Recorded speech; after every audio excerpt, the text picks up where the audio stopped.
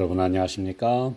요한계시록 10분 강해 96번째 시간입니다. 오늘은 계시록 6장의 네 번째 강해로 셋째 인에 대해서 첫 시간 함께 말씀을 살펴보겠습니다. 계시록 6장 5절 6절 셋째 인을 떼실 때에 내가 들으니 셋째 생물이 말하되 오라 하기로 내가 보니 검은 말이 나오는데 그 탄자가 손에 저울을 가졌더라. 내가 네 생물 사이로서 나는 듯 하는 음성을 들으니 가로되 한 데나리온의 밀 한 대요 한 데나리온의 보리 석대로다. 또 감람류와 포도주는 해치 말라 하더라. 셋째 인에 등장하는 흑마의 검은색은 어둡고 캄캄한 죄의 세력을 총체적으로 표상합니다. 이사야 60장 2절 보라 어두움이 땅을 덮을 것이며 캄캄함이 만민을 가리우려니와 유다서 1장 13절 영원히 예비된 캄캄한 흑암에 돌아갈 유리하는 별들이라. 어두움을 가리키는 검은색은 하얀색으로 상징된 의와 순결과는 완전히 대조됩니다. 죄를 상징하는 것과 함께 검은색은 기근과 굶주림으로 죽음에 이른 상태를 묘사하고 있습니다. 예레미야가 4장 8절 9절 이제는 그 얼굴이 숯보다 검고 그 가죽이 뼈에 붙어 막대기같이 말랐으니 거리에서 알 사람이 없도다.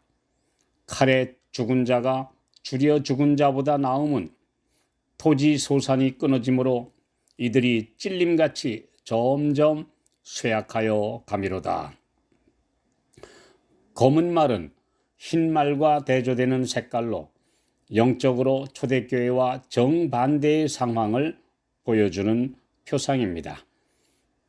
백마와 그 탄자가 이기고 또 이기는 영적 승리를 표상한 반면 흑마는 패배를 표상하고 있으며 백마가 순결함과 진리의 순수성을 표상한 반면 흑마는 오류와 타협과 거짓된 교리를 표상합니다.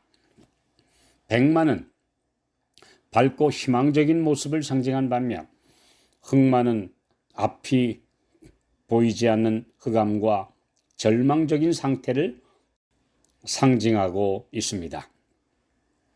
죄로 인해 죽음의 선고를 받은 인류에게 유일한 소망은 오직 예수 그리스도의 복음 십자가 대속뿐입니다.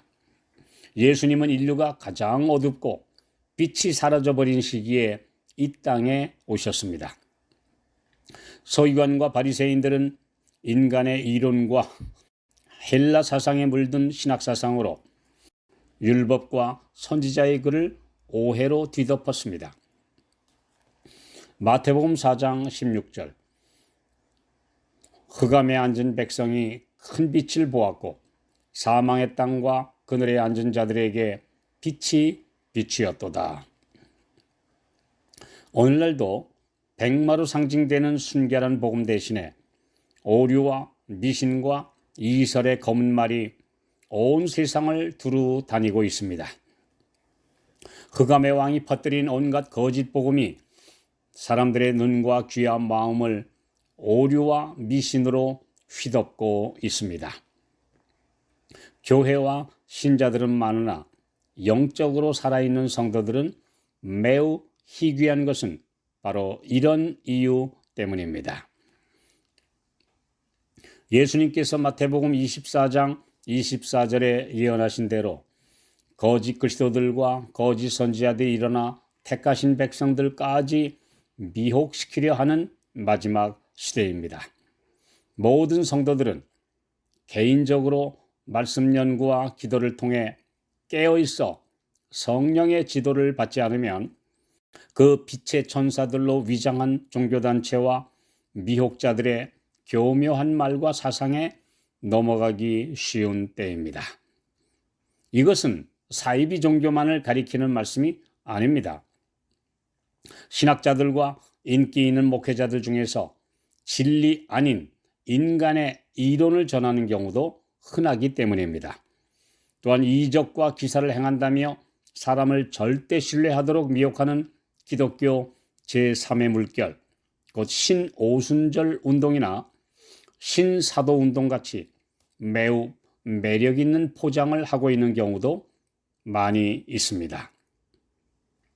이스라엘의 첫 왕으로 세움을 받고 초기에는 겸손하게 하나님과 선지자 사무엘의 지도를 따르며 용감하게 외적을 무찌르고 온 나라에서 무당과 신접한 자들을 쫓아내는 개혁을 했던 사울 왕은 점차 초심을 잃어버리고 하나님의 은혜를 저버림으로 결국 흑암의 왕 사탄의 지배하에 들어가고 말았습니다.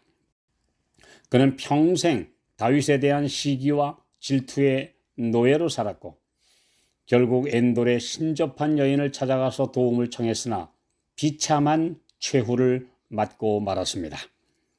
오늘날도 유튜브와 SNS에서 꿈과 환상을 보았다는 온갖 이야기들이 쏟아져 나오고 있습니다. 전도서 9장 5절 죽은 자는 아무것도 모르며 라는 성경 말씀의 확실한 가르침을 버리고 죽은 자가 살아있다는 거짓 가르침 위에 전혀 신뢰할 수 없는 인간의 경험들을 증거로 내세워 사람들을 미혹하고 있습니다. 그러나 모든 성도들은 절대 속지 마시기 바랍니다. 오직 믿음과 진리의 유일한 표준은 기록되었으되라는 하나님의 말씀뿐이라는 사실을 기억해야 합니다.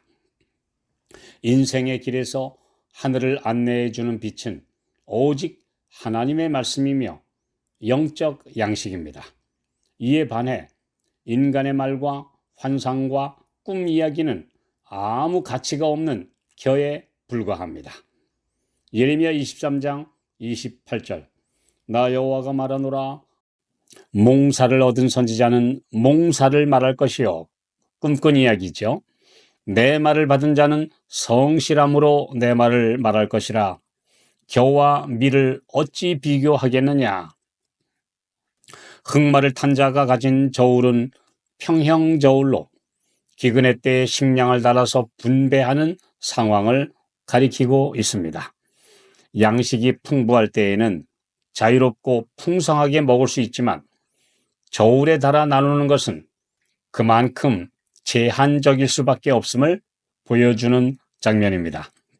식량 배급제를 묘사하는 이 상징적 그림은 영적, 육적인 극심한 기근을 가리킵니다. 레위기 26장 26절 내가 너희 의뢰하는 양식을 끊을 때에 열 여인이 한 화덕에서 너희 떡을 구워 저울에 달아주리니 너희가 먹어도 배부르지 아니하리라. 사도 요한은 이 세상에 하나님의 뜻을 집행하는 네 생물, 곧 그룹 천사들 사이에서 이 어려운 상황을 묘사하는 말을 듣습니다. 한 데나리온의 밀 한 대요, 한 데나리온의 보리 석대로다. 한 데나리온은 보통 일꾼들의 하루 품삯이고 여기 한 되라는 수량은 1.09 리터로 우리나라의 도량으로는 반대 남짓한 양입니다. 이것은 겨우 성인의 하루 1인분 식량인데 온종일 노동을 하고 받은 돈으로 밀 1인 하루 식량, 보리 3인의 하루 식량밖에 살 수 없다는 것은 식량 품귀로 값이 크게 비싸진 것을 말해주는 것입니다. 그 당시 일반적으로 밀은 부자들의 주식이고 보리는 서민들의 식량이었는데 이 표현은 굶어 죽지 않을 정도, 겨우 입에 풀칠할 정도의 곤궁한 상태를 가리키는 표현입니다. 아직 하나님의 자비와 돌보심이 이 땅에 존재하기 때문에 생명을 유지할 수 있음에 대한 표현이기도 합니다. 언제 마지막 환란의 시기가 올지 아무도 모릅니다. 지구는 깨어져 비틀거리며 환경 파괴로 신음하고 있습니다. 우리가 믿었던 모든 것들이 다 사라져버리고 무용지물이 될지 모를 때가 가까워 오고 있습니다. 우리의 영적인 생명 그리고 육적인 생명 모두를 주님께 의탁하는 길에만 오직 안전과 평화가 있음을 우리 모두는 기억해야 합니다.